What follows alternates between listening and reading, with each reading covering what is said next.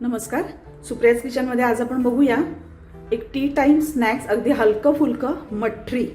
त्यासाठी इथे मी 1 कप मैदा घेतलाय, 1 कप गव्हाचं पीठ घेऊया, त्यात 2 चमचे बारीक रवा घालायचा.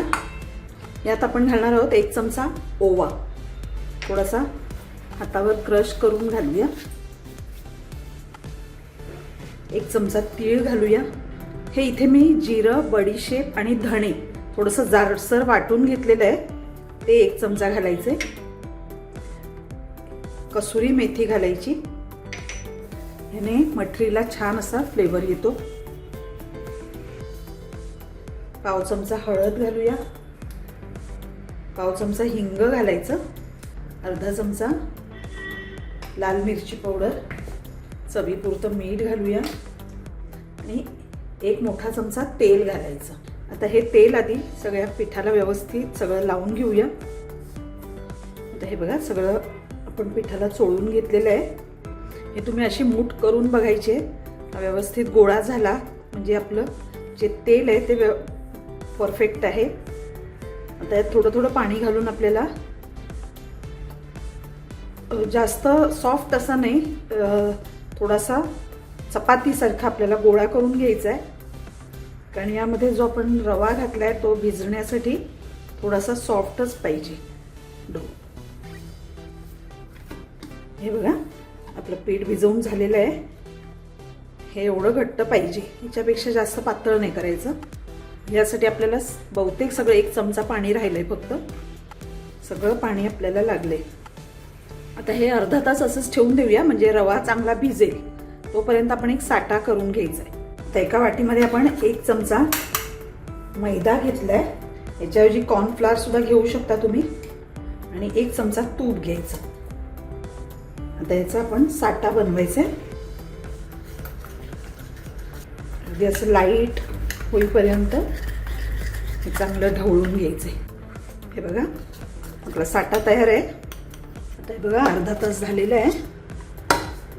आपलं पीठ छान अगदी भिजले. थोडंसं मळूया आणि याचे आता गोळे बनवायचे. आपल्याला मोठी चपाती करायची, याचे 3 गोळे होतील, कारण आपल्याला पातळ चपाती करायची.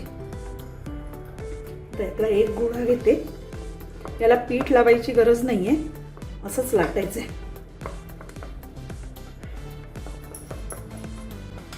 आता हे बघा, चांगली पातळ आपण चपाती लाटून घेतलेली आहे.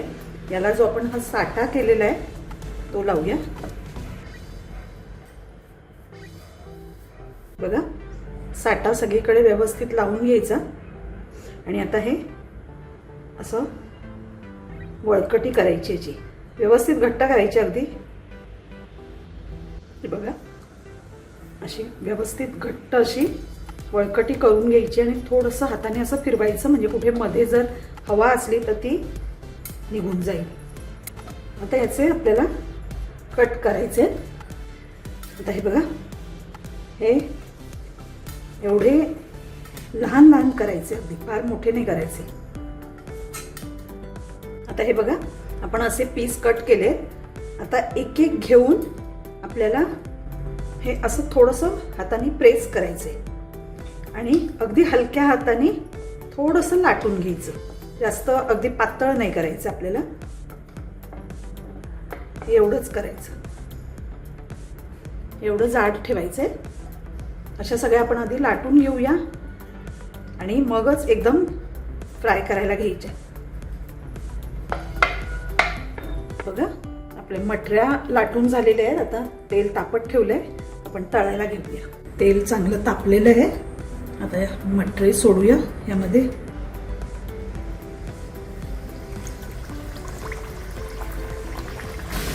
आणि आता गॅस बारीक करायचा आणि सावकाश हे होऊ द्यायचे.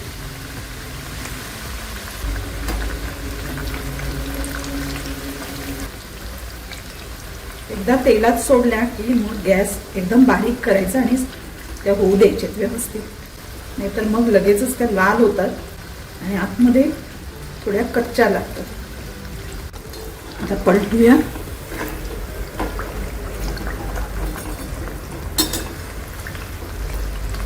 दुसऱ्या बाजूने सुद्धा व्यवस्थित होऊ द्या. आता हे बघा दुसऱ्या बाजूने सुद्धा छान अशा झालेल्या आहेत.